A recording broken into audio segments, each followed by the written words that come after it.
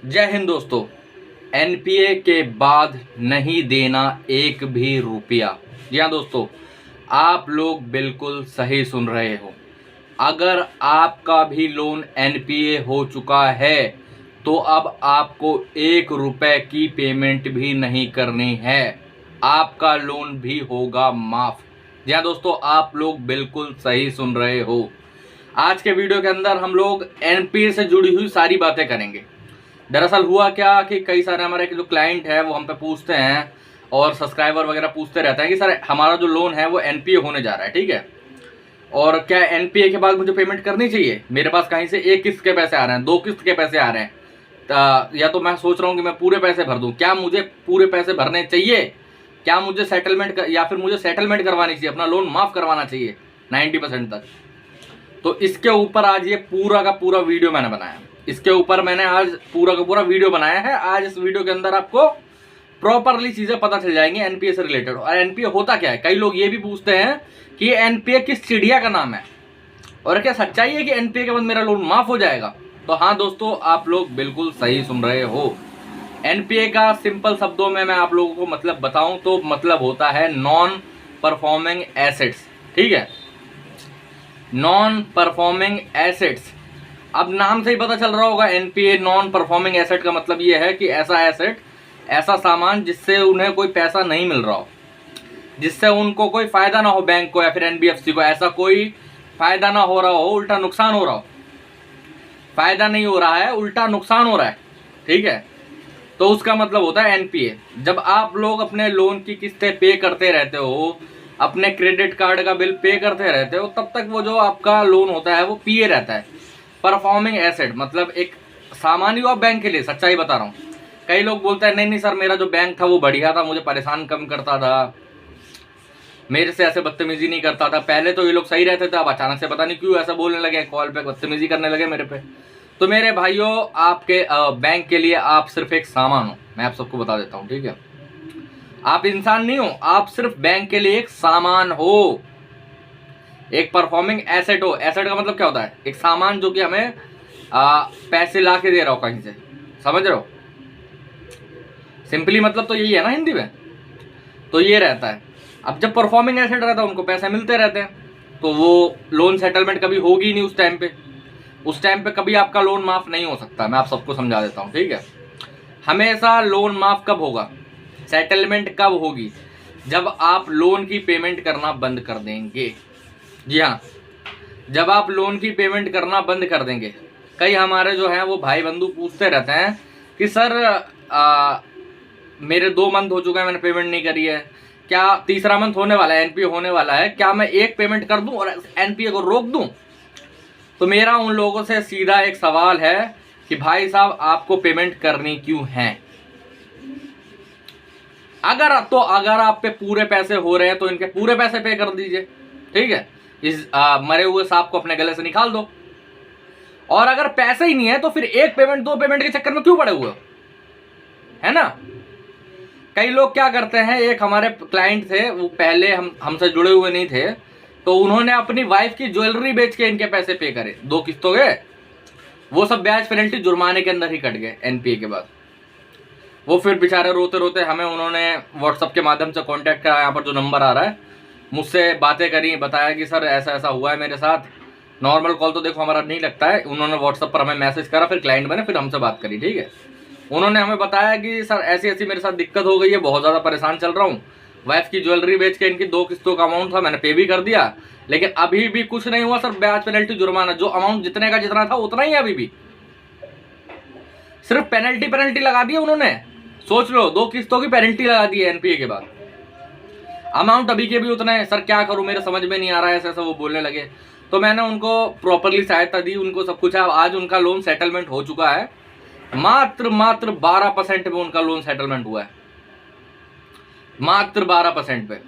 हाँ, जो पहले उन पर गलती हो गई उसकी हम भरपाई नहीं कर सकते, जो उन्होंने वाइफ की ज्वेलरी वगैरह बेची, लेकिन बाद में उनका पूरा सहयोग हुआ, क्योंकि हमसे पहले वो जुड़े हुए नहीं थे। जब हमसे जुड़े तब उन्हें सेटलमेंट के बारे में सारी चीज़ें पता चली, तब उन्होंने ये सब चीज़ें करी और उसके बाद वो टेंशन फ्री हो गए।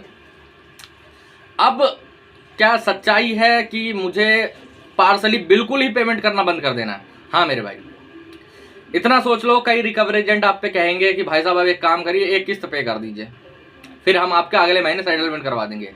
अरे कद्दू करवा दोगे और क्या। मेरे भाई सेटलमेंट तभी हो सकता है जब आप पेमेंट नहीं कर रहे हो, आपका लोन एनपीए हुआ हो, एनपीए के बाद राइट ऑफ हुआ हो, तब जाके आपका अच्छी डील मिलेगी, तब जाके आपका सेटलमेंट होगा। राइट ऑफ से पहले कभी भी अच्छी डील नहीं मिलती है। एक दो चार केसेस को छोड़ के मैं समझाता हूं, ठीक है। क्रेडिट कार्ड के अंदर आपको 20-25% का ऑफर तीसरे मंथ के बाद ही मिलने लगेगा, ठीक है, लेकिन उतने पे भी आपको नहीं करना है, आपको हमेशा राइट ऑफ का वेट करना है। राइट ऑफ कब होगा? राइट ऑफ होगा मेरे भाई 6 महीने के बाद। जिस दिन से आपने ईएमआई पे करना बंद करा उस दिन से लेकर 6 महीने के बाद राइट ऑफ होगा। 6 महीने वेट कर लीजिए, 6 महीने के अंदर आपका लोन राइट ऑफ हो जाएगा। आपको 10 से 15% के बीच की डील मिल जाएगी। 11 की मिल सकती है, 12 की मिल सकती है, 10 की भी मिल सकती है, और हो सकता है कि अगर 12, 13, 14 में हो रहा तो उतने में भी कर सकते हैं, कि जरूरी नहीं है एकदम 10 पे चले जाए, लेकिन हाँ 10 से 15% के बीच में एक अच्छी डील होती है। उससे अच्छी डील और कहीं नहीं मिल सकती है, ठीक है। यही डील है जो कि सबसे अच्छी कंसीडर करी गई है, 10 से 15%, मात्र 10 से 15%, इससे ज्यादा आपको पे नहीं करना है। तो एनपीए होगा कितने दिनों में? कई लोग जानते हो क्या बोलते हैं कि एनपीए 90 डेज में होगा। अरे कद्दू होगा 90 डेज में? 3 मंथ का होते हैं, ठीक है, हर महीना 30 का तो होता नहीं है। मान लो 2 मंथ 31 के हैं, 1 मंथ 30 का है, तो कितने हो गए? 92 डेज, ठीक है। और 1-2 दिन एनपीए होने में भी लगेगा, तो 94 डेज में एनपीए होता है टोटल, ठीक है। 94 डेज में एनपीए होता है, और अगर उसमें भी आपने 1 रुपए की भी पेमेंट भी बीच में कर दोगे ना 1 मंथ में किसी में, तो वो आपका 1 मंथ कट जाएगा। इसीलिए मैं कहता हूं 1 रुपये की पेमेंट भी मत करिए अपने लोन अकाउंट पे, तब आपका लोन एनपीए होगा, फिर राइट ऑफ होगा, फिर सेटलमेंट होगी। अब कई लोग हम पे ये भी पूछते हैं कि सर हम पेमेंट तो नहीं कर रहे, लेकिन ये रिकवरी वाले तो बहुत हैरेस कर रहे हैं, बोल रहे हैं एक पेमेंट करो वरना हम ये करेंगे वो करेंगे, फलाना ढिमकाना, कॉल पे गाली गलौज कर रहे हैं, घर पे आ रहे हैं, लीगल नोटिस भेज रहे हैं। हम क्या करें सर, हमारे साथ में तो कोई है नहीं। तो मेरे भाइयों, आप सबके लिए मैं यहां पर बैठा हुआ हूं,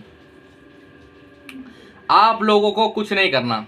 कई लोग बोलते हैं हमें कॉल दिन में 100 आ रही है, 200 कॉल्स आ रही है, तो हम क्या करें? तो मेरे भाइयों, अब हम लोग कॉल फॉरवर्डिंग की सर्विस लेके आ चुके हैं। आप लोगों को कुछ नहीं करना, यहाँ पर मेरा नंबर आ रहा है, आप हमें मैसेज करें व्हाट्सएप पर, हम आपकी कॉल फॉरवर्डिंग स्टार्ट करवा देंगे। आपके जितने भी कॉल होंगे, 1 कॉल, 100 कॉल, 50 कॉल, 1000 कॉल, हमारी टीम आपके कॉल्स पिक करेगी।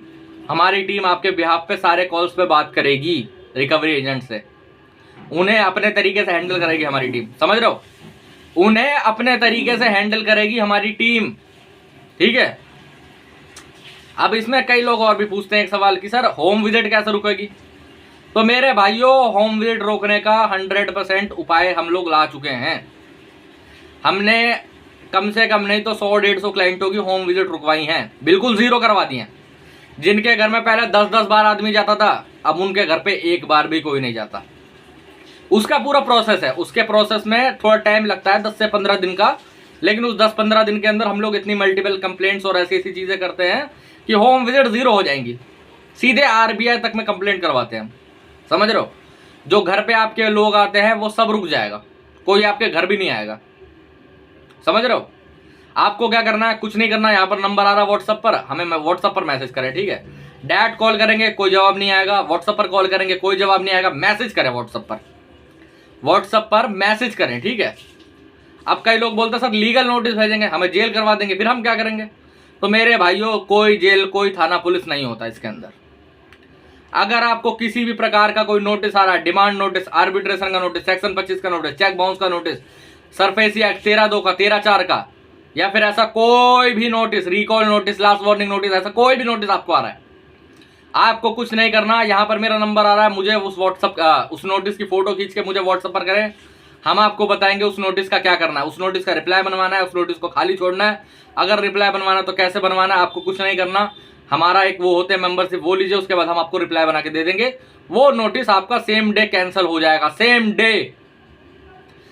डे आपका नोटिस कैंसिल हो जाएगा जो आया सामने से, ठीक है। तो इसलिए डरे घबराए बिल्कुल मत, टेंशन बिल्कुल भी मत ले। और आप लोगों की सेटलमेंट अगर आप लोग भी चाहते हो 10 से 15% में हम करवा के दें, तो यहाँ पर नंबर आ रहा है, आप मुझे व्हाट्सएप पर मैसेज कर सकते हैं दोस्तों। ठीक है, आज के वीडियो में इतना ही। अगर इसके बाद भी आपकी कोई दिक्कत परेशानी कुछ चल रहा है, कुछ मत करें, कोई टेंशन मत ले, कोई दिक्कत वाली बात नहीं है। यहाँ पर नंबर आ रहा है, व्हाट्सएप पर मैसेज करें। ठीक है, व्हाट्सएप के माध्यम से हमसे जुड़े। जय हिंद दोस्तों।